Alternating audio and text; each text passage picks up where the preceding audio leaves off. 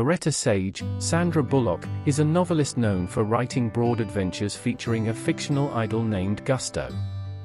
She's in the midst of writing her rearmost book, imagining herself and Gusto in a dangerous situation involving snakes and henchmen.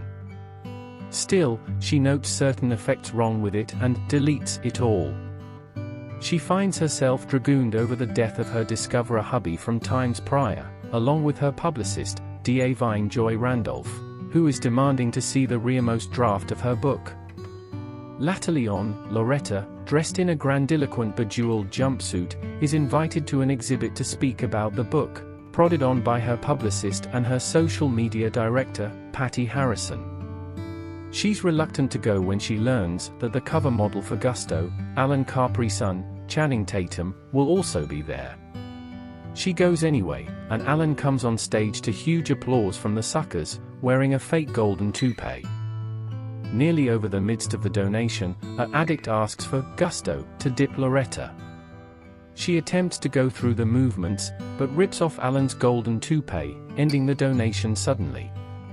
After being masticated out by her publicist, Loretta finds her way outdoors rather of going to the coming interview she's supposed to be at. She separates from Alan after a fight. She calls for her auto, and is suddenly picked up in a black SUV and girdled by mysterious henchmen. Alan sees her driving down and tries to pursue them, to no mileage. Loretta comes face to face with Abigail Fairfax, Daniel Radcliffe, an eccentric billionaire who tries to invite her with a bunch of crapola. He explains that an artifact hints at a mysterious treasure off of a small islet, which could be wiped down by a powder keg ready to erupt at any alternate. He asks Loretta to name her price, but she refuses. He also reveals that they've an aeroplane staying for her, and he knocks her out. Loretta comes face to face with Abigail Fairfax, Daniel Radcliffe, an eccentric billionaire who tries to invite her with a bunch of crapola. He explains that an artifact hints at a mysterious treasure off of a small islet, which could be wiped down by a powder keg ready to erupt at any alternate.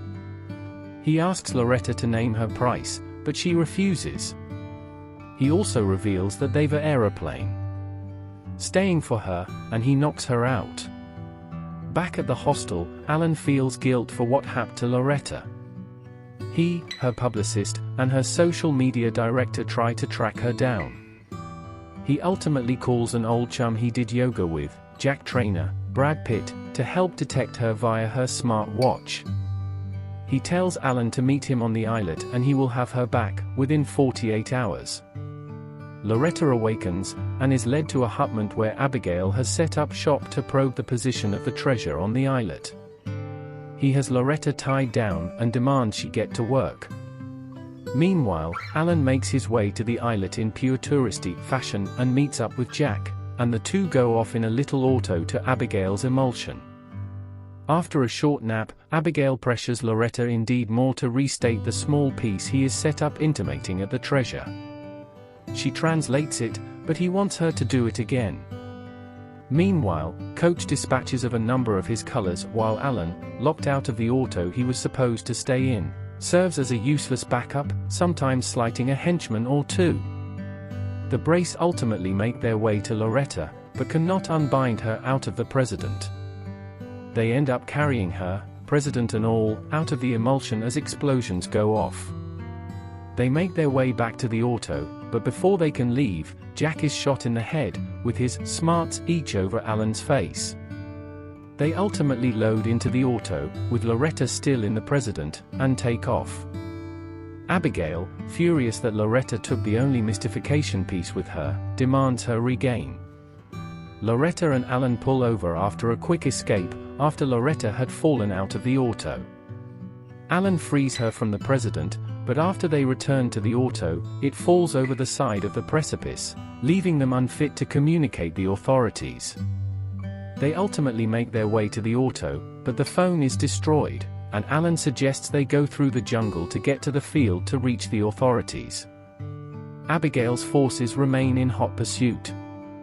After a quick excursion in a small pound that leaves Alan covered with mooches, especially on his butt, Loretta picks them off and also ultimately reaches a cascade.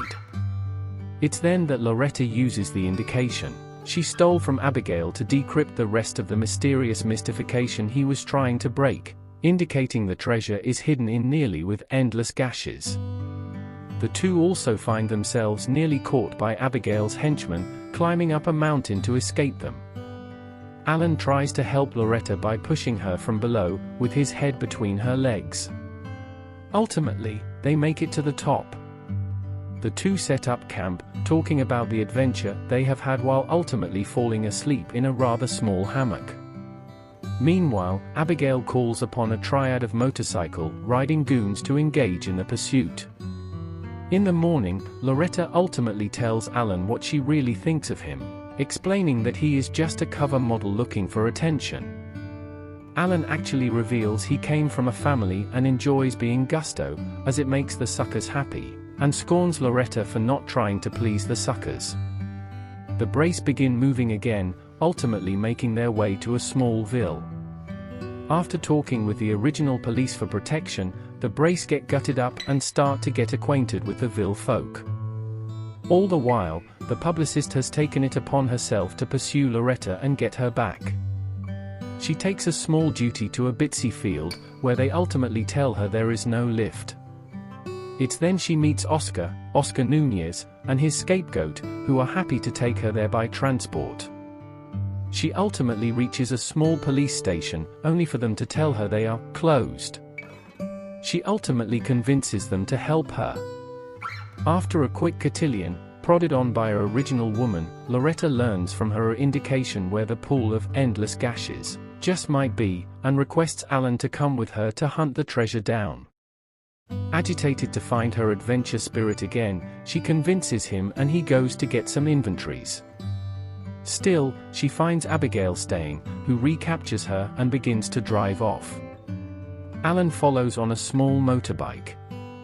Following a brief chase, Loretta sets the inside of the vehicle on fire while Alan fights, inadequately, against goons up top.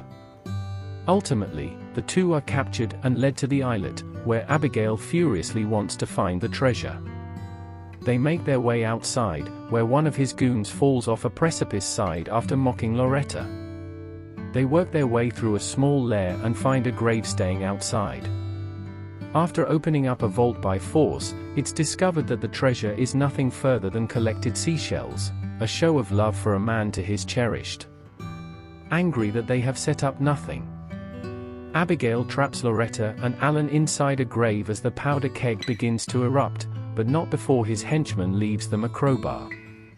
Following a talk for a many twinkles about the adventure they have had, Alan uses the crowbar to get the brace out. Abigail is met by the publicist and the police forces, where he pretends he is an innocent victim after his henchman takes off with the boat. Meanwhile, Loretta and Alan slightly escape the grave after numerous explosions, only to be recovered by the publicist.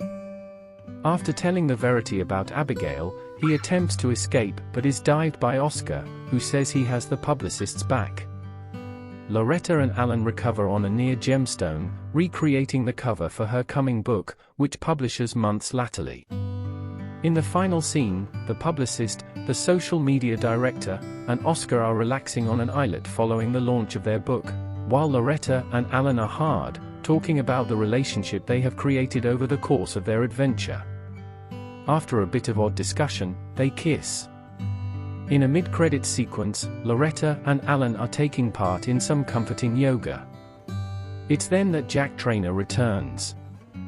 They are in shock that he is still alive, and he cannot help but give them odd ganders as they get back to their relaxation.